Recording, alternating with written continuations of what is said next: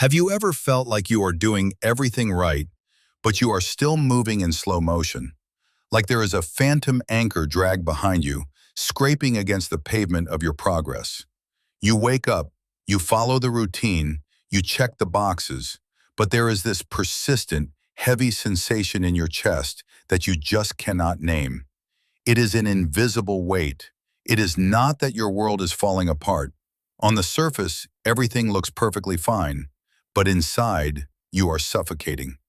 You feel like you are wading through deep water just to survive a normal Tuesday. Welcome to Better State. As someone who is obsessed with self-improvement and high performance, I had to stop and ask, what if our struggle isn't a lack of effort, but a refusal to let go? We think growth is about adding more, but real breakthrough is actually a violent subtraction. There are hidden burdens quietly sabotaging your peace and stealing the energy you need for your destiny.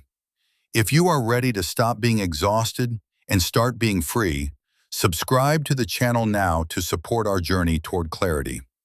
Today we uncover the 7 burdens God is asking you to drop before they break you.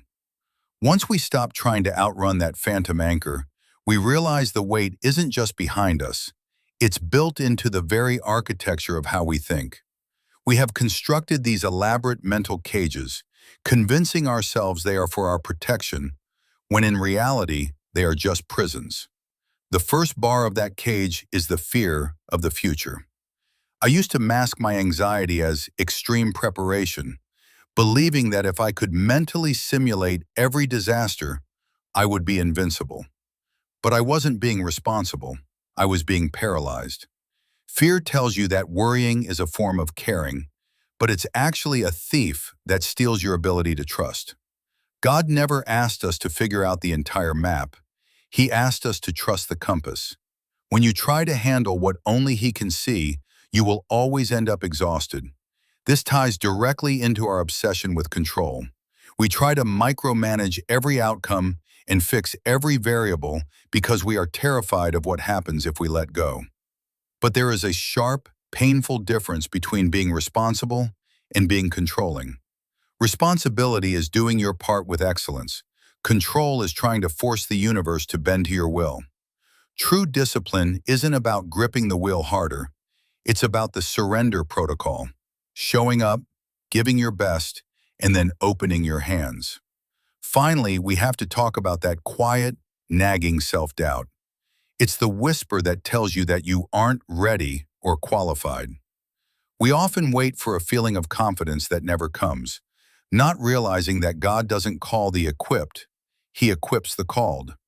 If you wait until you aren't afraid, you will stay stuck in your potential forever. We have to learn to move while our hands are shaking, because faith isn't the absence of doubt. It's the decision to act despite it. Breaking free from the cages of our own minds is only half the battle, because even when we find the courage to act, we often find ourselves haunted by the ghosts of who we used to be. There is a specific kind of heaviness that comes from carrying a past you've already outgrown.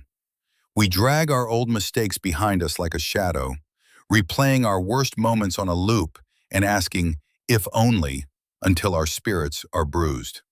I've realized that many of us are still punishing ourselves for things that God has already scrubbed clean. We hold on to guilt as if it were a form of penance, but all it does is anchor us to a version of ourselves that no longer exists. You have to understand that your past may explain your triggers, but it is not allowed to dictate your destiny. Stop trying to drive into your future while staring fixedly at the rearview mirror. You cannot reach where you are going if you are obsessed with where you failed. This struggle with identity becomes even more suffocating when we throw the trap of comparison into the mix. In this digital age, we are constantly measuring our messy, behind-the-scenes reality against everyone else's curated highlight reel.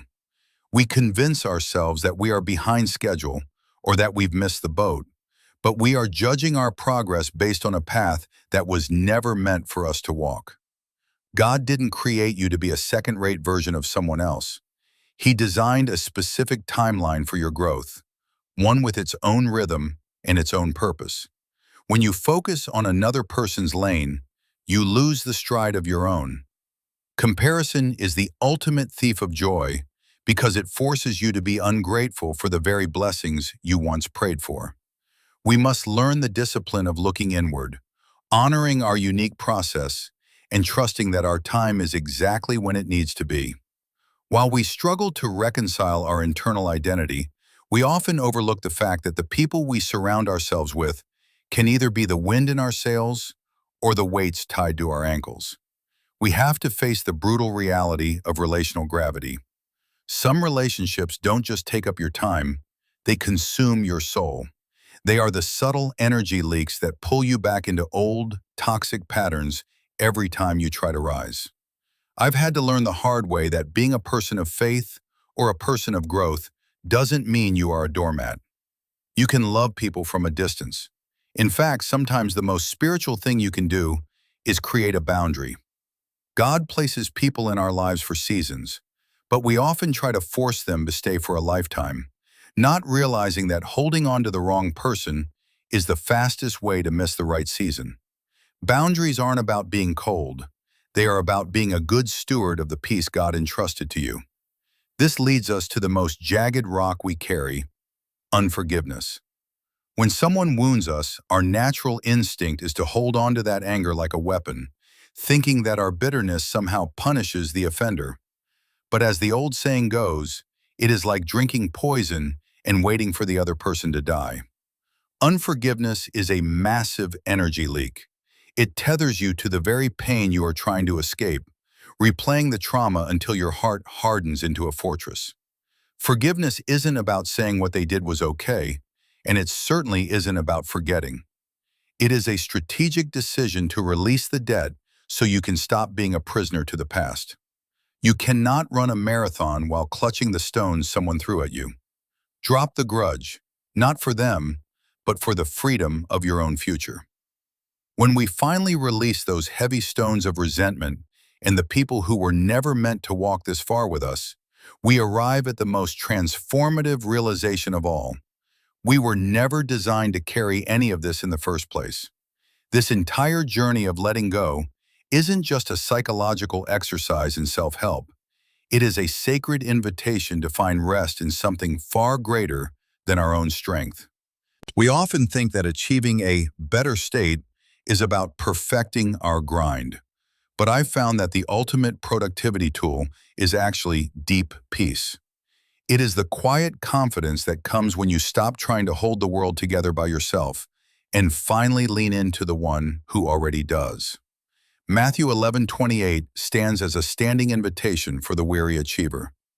Come to me, and I will give you rest. This is the surrender protocol. It is the moment you stop performing and start being. If this resonates with your soul, I want you to make a definitive move today. Pause, breathe, and in the comments write, God, I'm letting go. Let that be your anchor. You are not alone in this, and you were never meant to carry it forever. Looking back at everything we have unpacked today, it becomes clear that the heaviest burdens we carry aren't made of iron or stone. They are made of thoughts, memories, and the desperate need for certainty. We spend so much of our lives trying to build a fortress around our hearts, using the materials of control, comparison, and past regret, only to realize that the fortress has become a prison. The invisible weight I mentioned at the beginning is simply the friction between who God called you to be and the person you are trying to be by your own strength. True growth is not a loud, aggressive expansion. It is often a quiet, humble surrender. It is the moment you realize that your worth isn't tied to how well you can predict the future or how perfectly you can mimic someone else's success. When you drop the need to be right, the need to be first, and the need to be in charge, you create a vacuum that peace is finally allowed to fill. This is the better state we are all searching for. Not a life without challenges, but a soul that remains light even in the middle of a storm. The core lesson, the power of intentional subtraction. The most profound lesson here is that your capacity is limited, but your potential is not. If your mental and emotional capacity is 100%, and you are using 80% of it to manage fear, nurse old wounds, and track other people's lives, you only have 20% left for your actual purpose. You aren't stuck because you lack talent. You are stuck because you are over-encumbered. How to apply this to your life right now? 1. The audit. Tonight, take 10 minutes of silence. Ask yourself, what am I carrying right now that isn't mine to handle? Identify one specific worry or grudge. 2. The release. Physically open your hands. Mentally hand that specific burden over to God. Say it out loud. I am not responsible for the outcome of this. I am only responsible for my faithfulness today. 3. The focus. Redirect that reclaimed energy into one disciplined action that serves your true calling. Start small, but start with a light heart. If you are ready to stop wandering and start growing with intention, I invite you to join our Better State community. This is a space where we dive deep into the mechanics of self-development, mindset shifts, time management, and the raw discipline required to live a life of meaning. You don't have to figure this out alone. Subscribe to the channel now to stay connected and support us in creating more content that challenges the mind and heals the spirit. Your support gives us the fuel to keep building this journey together. Welcome to the path.